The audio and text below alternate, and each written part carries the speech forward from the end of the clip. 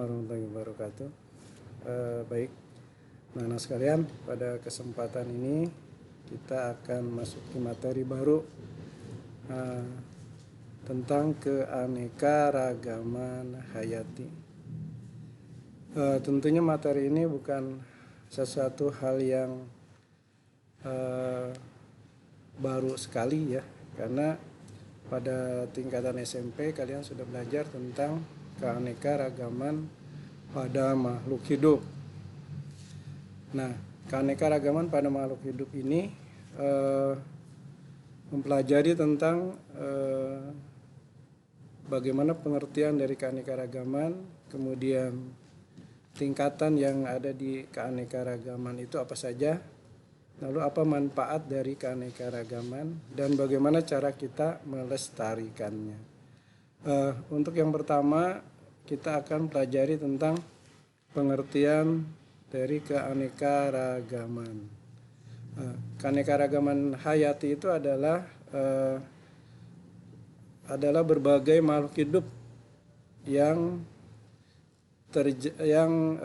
menunjukkan adanya perbedaan, mulai dari perbedaan bentuk, ukuran, warna, jumlah, tekstur, penampilan, dan juga sifat-sifatnya.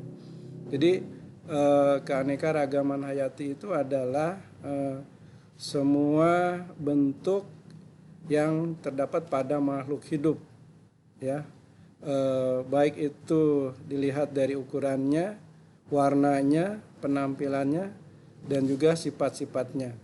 Kita tahu bahwa semua makhluk hidup yang ada di dunia ini tidak sama. Allah menciptakan makhluk hidup itu beraneka ragam. Nah, kemudian ini bisa kita pelajari keanekaragaman ini, di mana manfaatnya adalah bagaimana kita membuat suatu klasifikasi atau pengelompokan.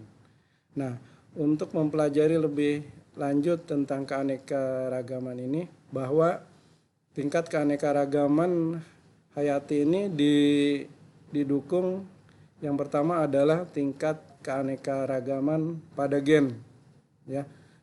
Gen itu adalah sifat genetik yang diwariskan dari induk kepada keturunannya. Keanekaragaman gen ini terjadi pada beberapa jenis makhluk hidup, baik itu hewan atau tumbuhan. Misalnya pada padi, ya, padi. Nah, keanekaragaman gen ini menunjukkan adanya varietas. Misalnya ada padi dari varietas Rojolele, padi Ciherang, Ciliwung, dan lain-lain. Kemudian pada hewan misalnya ada kucing. Kucing atau bahasa latinnya adalah Felis catus. Nah, dengan ras kucing yang bermacam-macam itu menunjukkan satu keanekaragaman. Misalnya ada kucing Persia, kucing Sphinx, kucing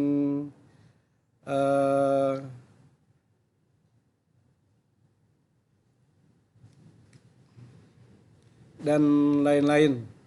Kemudian ada dari sapi, ya, sapi ras sapi Bali, sapi Madura, sapi Holland, dan lain-lain sebagainya. Kemudian juga durian, ya, durian atau bahasa latinnya Duriogibetinus. Itu ada varietas dari durian Petruk, durian Bawor, durian Montong, dan lain-lain. Nah, itu yang maksud dengan keanekaragaman tingkat gen. Jadi keanekaragaman tingkat gen itu adalah variasi yang terjadi pada satu spesies tertentu, ya. Misalnya pada padi, pada mangga, pada durian, ya. Pada hewan misalnya kucing, sapi, pada hewan-hewan lain, ya, itu menunjukkan adanya keanekaragaman tingkat gen. Nah, kemudian yang kedua itu adalah keanekaragaman spesies. Nah, spesies itu menunjukkan satu bentuk yang bisa dilihat dari ciri-cirinya. Misalnya spesies hewan mamalia ya, berbeda dengan reptilia. Nah, pada tingkat spesies ini keanekaragaman itu bisa ditunjukkan dari tingkatan genus ya atau tingkatan familia misalnya. Misalnya dari genus pada tumbuhan jeruk atau citrus ya. Nah, citrus di sini menunjukkan adanya berbagai macam citrus seperti Citrus maxima, Citrus aurantifolia, Citrus nobilis ya. Nah, kemudian juga misalnya pada pisang atau musa.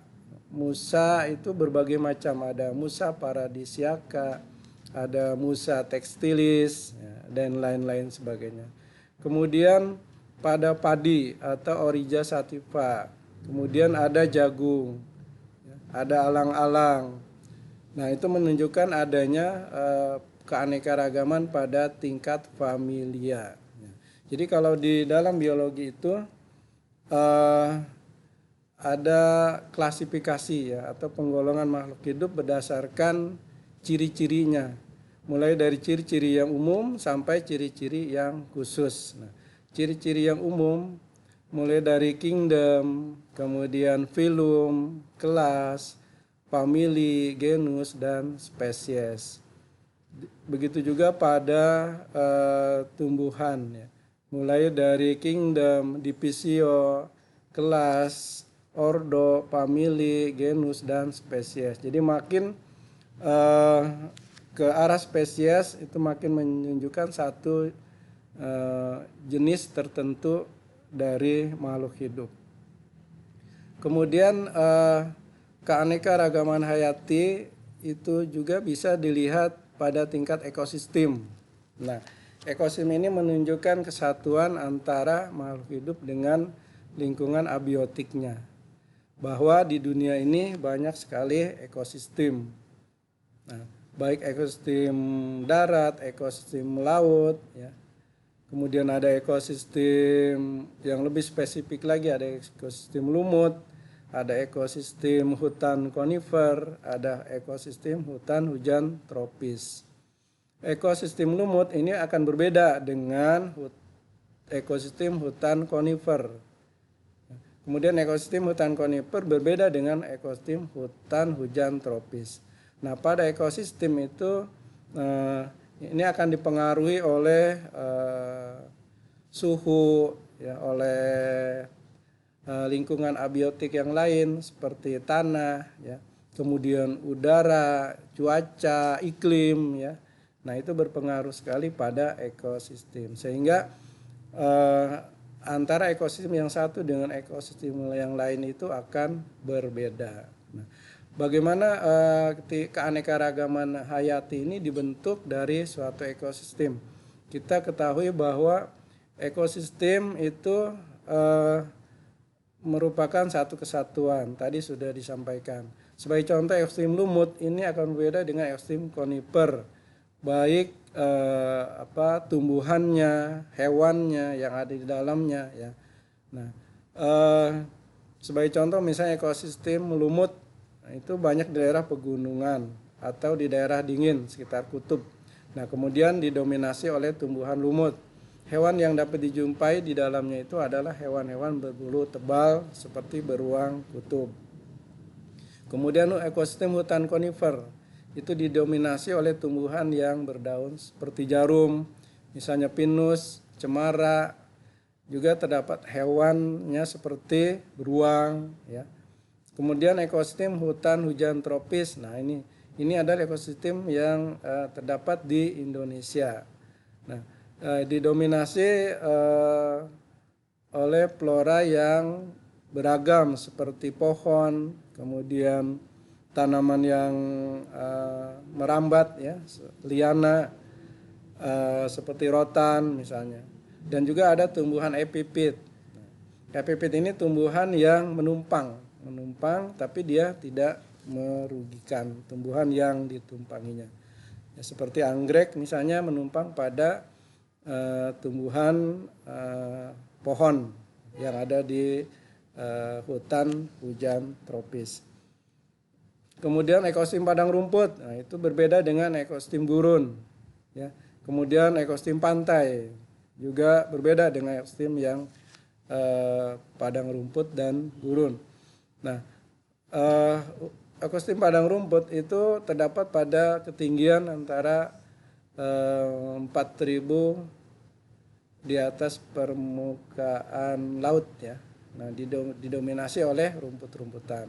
Ekosistem ini dihuni oleh mamalia besar ya, karnivora dan herbivora. Kemudian ekosistem gurun. Ekosistem gurun ini dengan cuaca dengan kelembaban yang menjadi ciri khas daerah pegunungan, maka ini akan mempengaruhi suhu ya. Nah, suhu di daerah pegunungan ini kan sangat mencolok, misalnya antara siang dan malam itu suhunya sangat berbeda. Nah, ditambah dengan angin yang kencang, kemudian cuaca yang panas ya, hujan yang sangat sedikit. Nah, ini berpengaruh terhadap tumbuhan dan hewan yang ada di ekosistem tersebut. Nah, tumbuhan yang mendominasi pada ekosistem gurun itu adalah tumbuhan xeropit.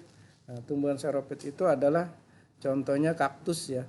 Nah, kaktus ini kalau kita perhatikan bahwa tumbuhan ini bisa menyimpan air. Nah, air itu digunakan pada saat tumbuhan kekurangan air sehingga untuk bertahan hidup. Nah, kemudian hewan yang dijumpai itu kebanyakan adalah hewan-hewan mamalia yang kecil ya, seperti reptil, ya, semut, ya, dan lain sebagainya. Sehingga hewan-hewan ini bisa beradaptasi pada lingkungan yang sangat sangat sedikit sekali air. Kemudian ekosistem pantai. Ekosistem pantai didominasi oleh tanaman-tanaman yang daerah pantai seperti Pescapre, Barringtonia yang umumnya berbentuk perdu atau pohon. Kemudian untuk hewannya banyakkan burung-burung yang hidupnya di daerah pantai. Karena daerah pantai ini banyak sekali makanan ya, seperti ikan, ya. Kemudian serangga air ya. Nah, tentunya ini menjadi sumber makanan yang banyak dijumpai pada daerah pantai. Ya, jadi itu yang sudah Bapak sampaikan yang berkaitan dengan keanekaragaman tentang keanekaragaman ya. Nanti akan kita lanjutkan dengan keanekaragaman di Indonesia, keanekaragaman di dunia ya. Ya, berkaitan dengan ekosistem, bioma, biosfer. Nah, dan bagaimana cara kita pelestariannya. Barangkali itu saja yang Bapak sampaikan. Terima kasih atas perhatiannya. Mohon maaf atas segala kekurangannya. Terima kasih Bapak akhiri. Wassalamualaikum warahmatullahi wabarakatuh.